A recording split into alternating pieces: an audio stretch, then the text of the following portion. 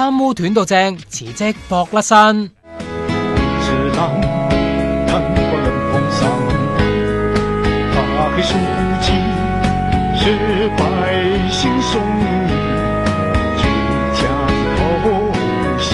打黑書記，做黑書記至真。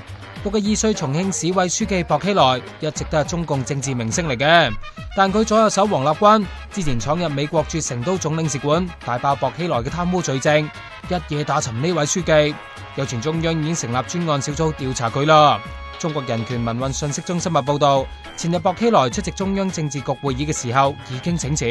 薄熙來也是和平年代的英雄。英雄你就肯定冇份噶啦！消息就指，如果下一次政治局會議唔批准薄熙來辭職，即係話當局唔會放過佢，隨時要踎監噶。薄熙來阿爸係中共已故元老薄一波，即係所謂嘅太子黨。預計今年中共18大，佢有機會進入中共最高領導層噶。但而家乜都唔使諗啦。